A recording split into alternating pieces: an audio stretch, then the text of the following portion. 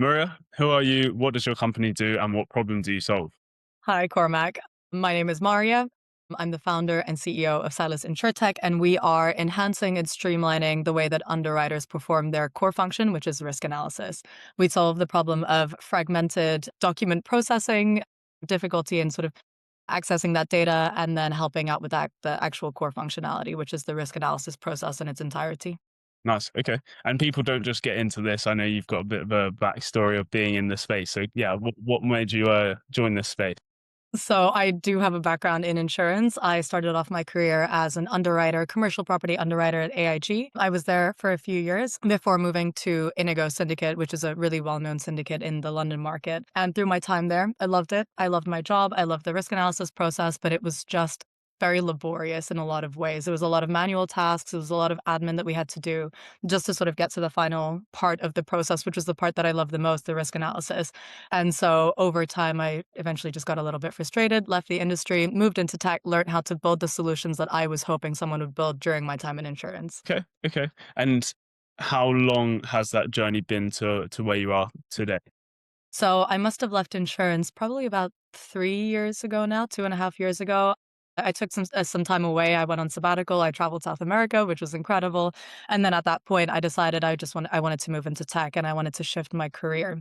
And so at that point, I actually planned to just shift away from insurance in its entirety. And I realized that there were so many solutions available, especially with, the advent of AI and how mainstream it became and how applicable it became within insurance. I realized that there were so many solutions that were available. So at that point, I decided to sort of fly over to London. I had moved to Portugal at this time, speak with underwriters that I knew, friends in the industry, friends in the market. And I realized that there was just a huge gap in the market for this sort of stuff. There were some companies that were doing it and they were doing a really fantastic job of it, but there was an issue in the market where people just didn't really know how to deal with all the data and they didn't really know how to start. Mhm. So I figured we'd solve for that. Yeah. Okay. Okay. And then you used the relationships that you had to do these first like pilots and building out the tech because it's quite I imagine quite complicated on the back end. So how did that work?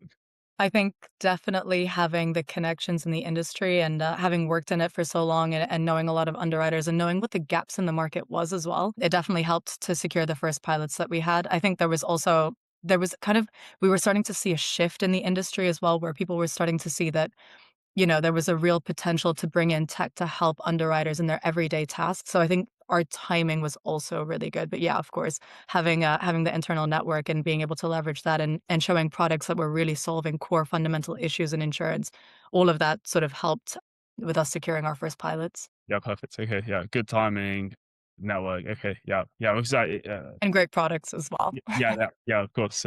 Yeah, because when we first spoke, I think our first discussion was around how underwriters like it's hard to find good underwriters. They're all like massively overworked, and there was a big at the time, probably still is, a lot of insurance businesses were churning through underwriters, like always or looking at different places. So yeah, It's definitely. a difficult one. I think especially with London, the way that it functions, when I was working at Inigo, we wrote about 80% of our portfolio over the course of 4 or 5 months. So that's a huge volume of business that you're trying to work through. And you're 100% right in saying that there was just everyone was a little bit overworked, and it's kind of normalized in the industry now because we know that's what busy season is like. But actually, what we're building at Silas is we're trying to help underwriters in those moments where we're so overworked that maybe we miss things here and there. There's an anomaly in an account that you miss, and that's a huge facet of the risk analysis process.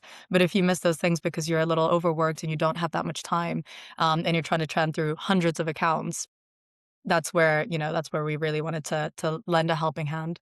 Yeah. Okay. So how are you winning customers today now? So you've tapped into your network. Are you going outside of your network?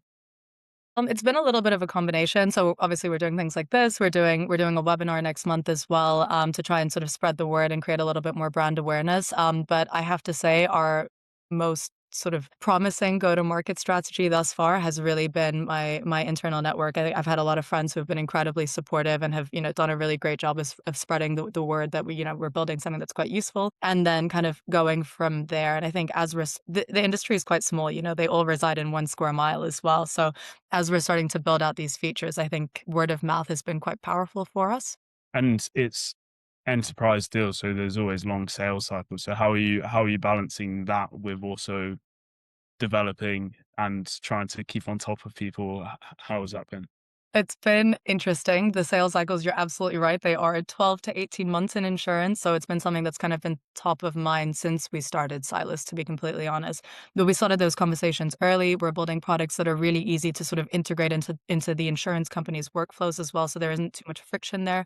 We didn't want to come in and build solutions that would, upheave everything that they've spent time and money and energy building out. So we just want to, we want to be able to integrate quite seamlessly into what they've already got built internally, and that's been quite. I think that's been quite helpful in the process to reduce down that 12 to 18-month sales cycle.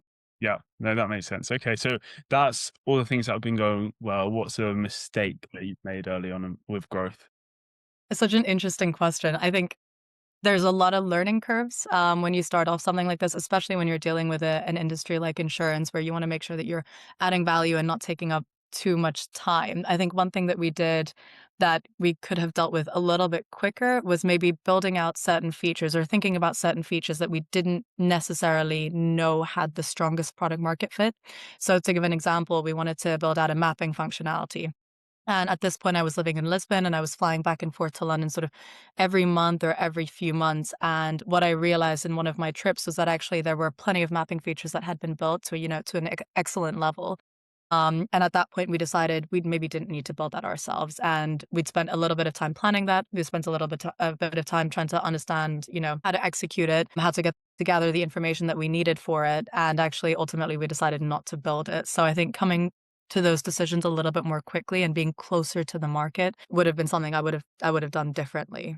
Yeah, okay, okay. And then how are you then taking that lesson forward? So are you then saying, okay, let's speak to the market before we start developing anything? Is that Yeah, that's exactly right. That's exactly what we're doing. So as we're thinking of new features to build, we're going into the market, we're speaking with the companies that we are working with already to understand whether or not there is fit. If there is, how useful is that fit? And making sure that it isn't just sort of a feature that we're building for one company, but one that could suit many. So I think we've definitely taken that forward, and we like to validate, ensure product market fit before we, allocate a lot of time towards the product and towards execution. nice? Okay. What's a belief about growth in the insurtech space that you strongly disagree with? I think that not everything in insurance and insurtech needs to be automated. I think that a lot of companies, or from what I've seen, a lot of people have the mentality that, we can automate absolutely everything in the insurance industry and the insurance processes and the risk analysis process, but actually removing the human element would be robbing the market of its greatest asset. And I think that there are some things that need to fundamentally stay in the hands of underwriters. And yes, we can provide intelligence around that, but not necessarily automate everything. And I think that's an interesting balance to strike. And I think it's one that we're all sort of trying to understand a little bit better. And do you think it's going the way of people are automating too much and then the pendulum will swing back? Do you think it will go that way with a lot of businesses, so they go too far and it swings back? From what I hear, I think some companies have tried to automate a lot of the processes, and I don't think they've actually gotten very far with it. So I think it's not even that the pendulum would swing, it's just that there's not been enough traction for those things that get automated that shouldn't be. Yeah, okay, okay, fair enough. What's something that most founders get wrong about the insurtech space, whether that's insurance founders or insurance CEOs or insurtech founders? Interesting question. I think something that a lot of people tend to get wrong in this space is that I think there's still the assumption that insurance is maybe not ready for the innovation that we're kind of bringing to the table at the moment, and I think they're wrong. I think that there are some companies that are really building in-house, they're really striving to adopt as much technology as possible, they really see the value in it. It's just really adding value where it matters and where it's needed.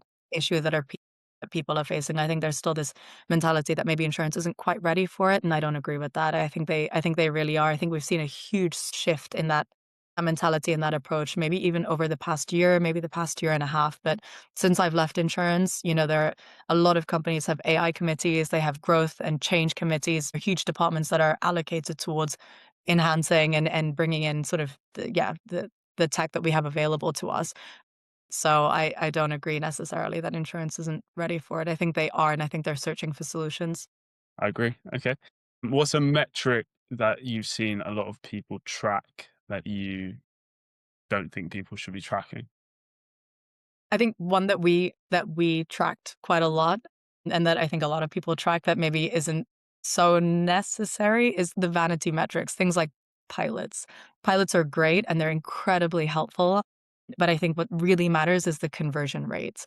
Going back to companies and ensuring that you're getting that conversion into production, into sort of getting their feedback and ensuring that they are truly working with you and giving you the feedback that you need, and then validating that product market fit as well, and that matters. Pilots are wonderful, and, we were very lucky to pilot with the companies that we did. They were tier 1 insurance companies, and they were incredibly helpful, but they were, incredibly helpful because they were really sort of helping us and providing us with that feedback that we really needed, so that was incredibly valuable, and then the conversion of that is obviously what matters a lot. Nice. Okay. Yeah. So the pilot, but it's the stepping stone. Yeah. Yeah. Yeah. Yeah. Okay. And let's go into a bit of a quick fire round. So a book or podcast that's changed how you think. I'm thinking fast and slow. Who's that by? Daniel Kahneman, if I'm Okay. pronouncing his name correctly. Okay. Cool. Really good. Favorite sales or founder tool? Probably Canva, to be honest. I think it's so shall I answer more, or is that it? Oh, no, that's good. Yeah. Canva. Not the best with the aesthetics, so it's been very helpful. Yeah. Same here. Underrated go to market channel. Founder-led network. Okay. Yeah. And a founder or sales leader that you really admire. On the Canva theme, Melanie Perkins, the founder and CEO of Canva. I think she's brilliant. Okay. Um, where can people connect with you? Via email, via LinkedIn, both through the website as well. You can request a demo on the website too. Perfect. Okay, I'll put it all in the description, and yeah, that's the pod. So yeah, thanks for coming on. Amazing. Thank you so much for having me. Really appreciate it. Go.